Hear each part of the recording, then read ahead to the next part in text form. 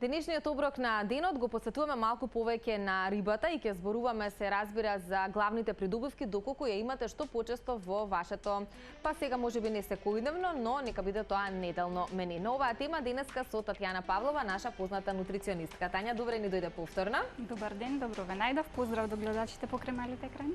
Да, она што ќе го подготвиме денеска и ќе биде една летна салата со ослич, односно рибата ни е денеска во фокус, или од главните намирници кои што сакаме да ги издвоиме и сакаме да им презентираме на гледачите зошто е добро да ги имаат на барем во неделата неколку пати на трпезата во кујна.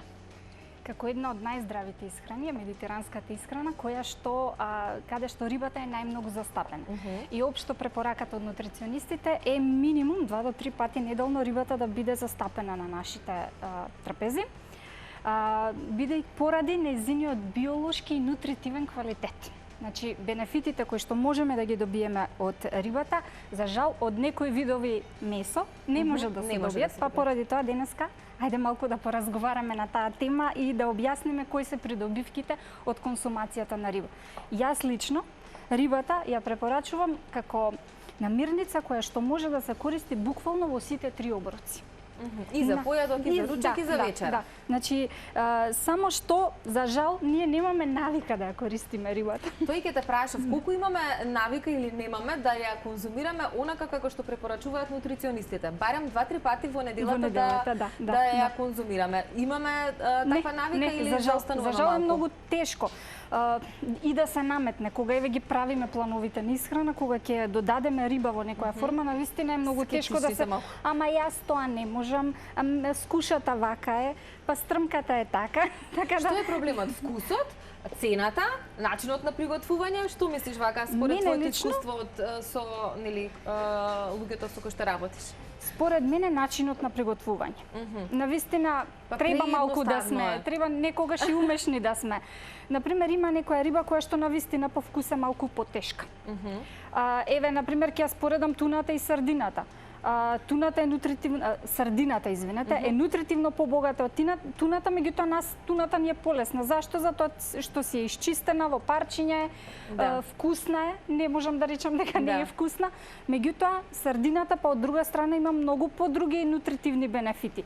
Например, бидејќи таа се консумира заедно со оние ситни ковчиња кои што ги содржи, тие се пребогати со калциум. Да, често луѓето нели ги исфрлуваат или нели не ги конзумираат, се плашат, затоа што или генерално се плашиме од коските во рибите, знаат да направат проблеми, ама конкретно тие ситните не треба да ги фрламе заради тоа што од друга страна се богати со калциум и што уште не. Значи, првенствено рибата ни е извор на омега-3. Омега-3 ни се здрави масни киселини. Значи, на нашето тело влијаат како антиоксиданти. Првенствено кај популацијата со кардиоваскуларни заболувања, кај популација со покачени нивоа на холестерол и за општо целокупно здравје омега-3 е многу значајна киселина која што треба да внесеме. Ние често ја конзумираме во вид на суплемент, нели, во исхраната како додаток, а од друга страна толку е достапна преку рибата што само треба да се направи една замена, рибата да биде многу почесто на менито. Има најразлични видови рецептури каде што можеме рибата да ја припремиме. Верувам дека не ни текнува дома да си направиме рибја паштета. Значи, таа буквално се прави од една конзерва сардина, внатре да се стави некои основни намирници и имаме преубав хумус или било каков друг намаз, може значи од и пилешката паштета дома знаеме да ја направиме. Меѓутоа, ете, кон рибата не сме така насочени. Најчесто, како што кажав, ја користиме туната во некоја оброк салата, што и не е лоша опција, меѓутоа сепак има риби кои што изобилуваат со многу по-квалитетни нутриенти. Што можеме да кажеме за рибата? Значи, прво изворот од каде го добиваме. Рибата има 2 поделби. Според содржината на масти во неа и според потеклото. Па затоа имаме сладководни риби и имаме од морски или океански или од соленоводни риби. Како би ги кажала, значи, што игра улога, дали е рибата квалитетна или не, начинот на нејзино одгледување, затоа што кога е сладководна риба, најчесто се одгледува и во базени. Денеска има и таков начин на одгледување. Не е онаа риба која што ни е слободна во речните води. Значи, меѓутоа, за разлика од морската риба, речната риба содржи помалку омега-3. Тоа прво морам да го нагласам. Како речни риби нас ни се најпознати пастрмката, јагулата, сомот, крапот и така натаму. Од сите нив, верувам, пастрмката највише ја користиме, најдостапна ни е така.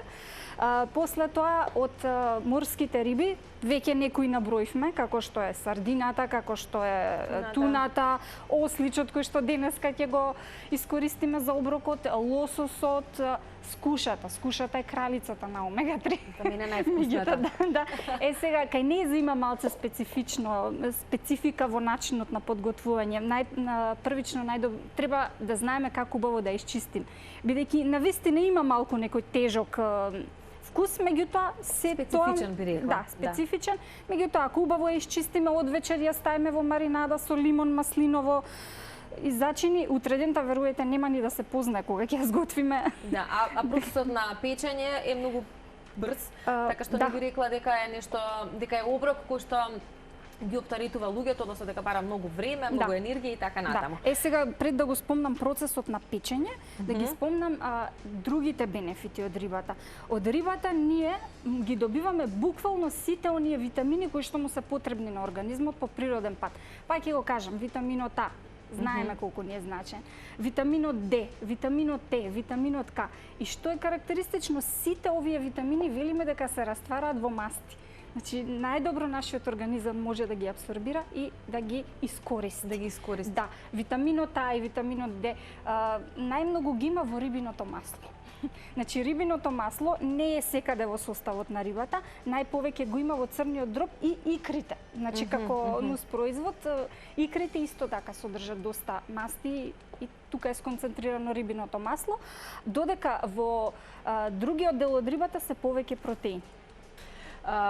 Денеска подготвуваме со ослич, накусо да ни кажеш за осличот и може да почнеме веќе со подготовка на салатата, иако таа не бара нешто многу работа, да знаете. Главно ме све припремено. Да, еве веќе ќе зборувам и за осличот, бидејќи тоа е изборот кој што Тања го направи за денеска и би рекла една од подостапните и поконзумирани риби барем во нашата земја. Споредбено, што сакам за рибата уште да напоменам, е дека од прилика протеинскиот состав е исто како и во пилешкото месо. Еве, да речеме 100 грама пилешко месо содржи 20 грама протеин. Истиот тој состав го има и лососот и скушата.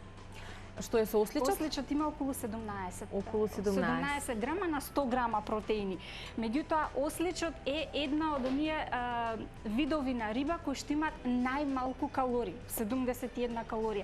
Ако лососот има околу 180, значи осличот има само 71. Поради тоа, рибата е секогаш дел од оние планови за исхрана каде што сакаме да ги намалиме килограмите. И осличот е идеален за вечер. Значи, велиме вечерата секогаш да биде најлесна, па поради тоа осличот со една убава салата, оброк салата, навистина може... Одлично.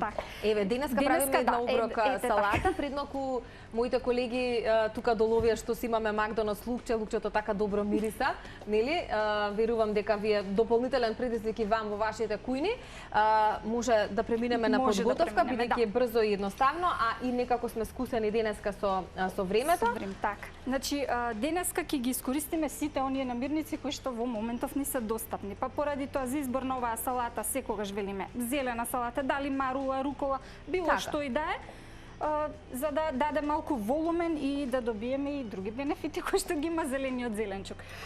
Во моментов и секогаш препорачувам да се користат тиквичките. Тиквичките се навистина нискокалорична намирница, барем овој период ги имаме во изобилие и можеме да ги консумираме. Да, превкусни се, значи можеме во ќофтиња. Тања, како си ме погодила со салатава денес? Баш ми е мило. Баш ми е драго. Значи ова се печени само со малку сол, са тиквичката ја содржи доста вода. Да, затоа и заради тоа е уште пушта вода, ќе кажам. Меѓутоа само малку сол и со минимално маслиново масло. Добро. После тоа, овој период, ние сме пиперките, така. Ти може ли салата без пиперки денес? Не може. Значи, јас одбрав и црвена и зелена пиперка, така да бидеме малку поколоритни, нели? Да, одлично. Така. Па сега е време на пинџурче. Точно. Значи, од сето ова може еден добар пинџур да се направи. но денеска бидејќи зборуваме за салати и за риби, ова е салатата, значи сите овие намирници комплетно можете да ги искомбинирате со риба. А како што спомена и Тања, рибата ја препорачува и за појадок, и за ручек, и за вечера, така што можете буквално во сите комбинации. Во овој случај филети од ослич одбрав, бидејќи беа сепак поради природата на емисијата, навистина некако ми беа полесни за подготовка. Значи нема потреба ни од чистење, ни од коски, ни ништо. И значи рибата секогаш да се подготвува, да не се подготвува долго време, да не биде во длабоки масла и да биде на некоја потивка температура, околу 180 степени. Токму заради оние сите витамини и омега-3 масни киселини што ги спомнав, сепак процесите на пржење и на долго печење на висока температура ги уништуваат некои од овие витамини. Ете така. Добро. Имаме и наут, колку што гледам. Имаме наут, да. Во овој случај уште еден протеин. Јас го одбрав наутот, бидејќи сепак е летна салата, некој ставаат и фета сирење може.